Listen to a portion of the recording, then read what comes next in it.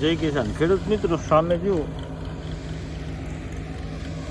બિલકુલ ખીચકોલી કલરનું જીરું તમે જોઈ શકો છો. ખેડૂતની જાજી બધી મહેનત બાદ આ તૈયાર થતું હોય છે. અને ખેડૂતની મહેનત તમે જોજો કે જે જીરાનો એક એક શેરો છે ને એની નીચે આ રીતે થાળી પાથરી અને એમાં ભારી બાંધી અને એક દાણો પણ કે ઢોરાય નહીં જમીન ઉપર. કેટલી બધી કાળજીથી જ્યારે ખેડૂત મિત્રો જીરું તૈયાર કરતા હોય ત્યારે આપણે વાત કરવી છે જીરાના ભાવની. તો જીરાના ભાવને જે લોકો મોટી અસર પહોંચાડે ને એનો આપણે સાથે મળી અને અહીં એક વિરોધ કરવાનો છે. હવે જીરાનું ઉત્પાદન આપણે જોઈએ તો ક્યાં ક્યાં થાય છે, તો કે એક ગુજરાત ને એક રાજસ્થાન, આ બે ભાઈઓ છે ને એ જાજી મહેનત કરે છે અને વધુમાં વધુ જીરાનું ઉત્પાદન આપણા ભારતને જે જોઈએ એ પૂરું પાડે. અને આ હવે એક એવી એજન્સી છે, સાઇસ છે એવું કંઈક નામ છે એનું, અને એના જે સર્વે છે ને એ સર્વે ઉપર થોડીક માર્કેટ હાલતી હોય અને એ લોકો તો શું કરતા હોય કંઈ ખબર નહીં, પણ એવા ખોટા સર્વે આગળ લઈ આવે.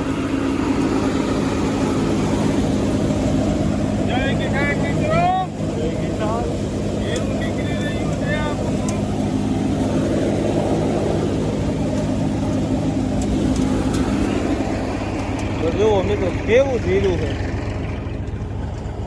આથી સારો કલર ક્યાંય ન. હવે આ ખેડૂતની મહેનત છે. અને આજે આપણે વાત કરીએ કે આ જે સાઇસ નામની એજન્સી એવા ઉત્પાદનના અંદાજ લઈ આવે છે. કેવા લઈ આવે છે કે ઓણ જીરાનું ઉત્પાદન વધી જાય, પણ એવું કાંઈ છે નહીં. હકીકતમાં જે ગઈ સાલના ઉત્પાદન હતા એનાથી પણ 10% ઉત્પાદન ઓછું છે. તો ભાવ વધુ હોવો જોઈએ કે ઓછા હોવો જોઈએ? તો આ લોકોએ બિલકુલ અત્યારે ભાવ દબાવી દીધી છે અને ખેડૂતો મજબૂર છે કે 3500થી 4000ના ભાવમાં વેચવા ખેડૂતો અત્યારે મજબૂર થઈ ગયા. હવે આ લોકો જે ખોટો અંદાજ લઈ આવે છે ને એને આપણે વિરોધ કરવો જોઈએ. અને ખેડૂત અગ્રણી છે ને એને હું વિનંતી કરું કે આપણે બધા આગળ આવી અને આ લોકોને રોકી. કારણ કે એ લોકો જે અંદાજ આપે છે ને એ અંદાજ જ એવા આપે છે ખોટા. એ કેના પક્ષમાં અંદાજ આપે એ ખબર નથી, હું શું કામ કરે એ ખબર નથી.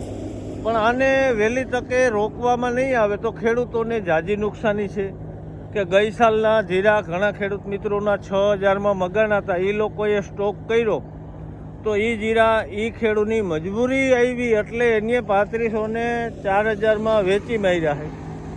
અત્યારે માર્કેટમાં જીરું જેટલું આપણા ભારતને જોઈએ ને એટલું જ છે.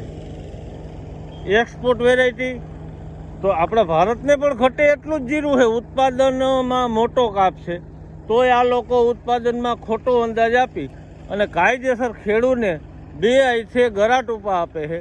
તો આનો વિરોધ ખેડૂત અગ્રણી આગળ આવી અને કરો. અને તમામ પાકોમાં આવું કરે છે ભાઈ.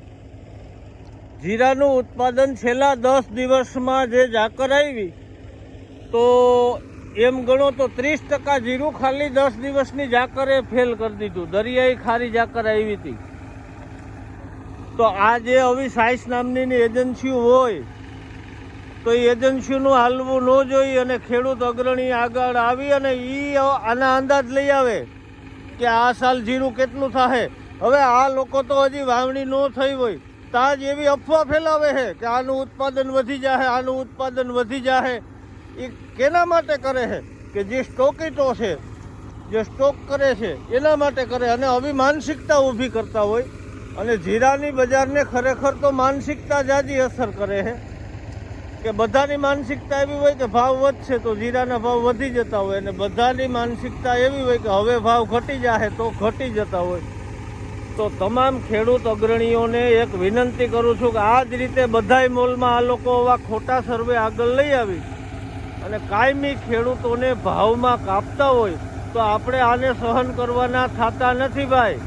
સાથે મળી અને આનો વિરોધ કરવો જોઈએ.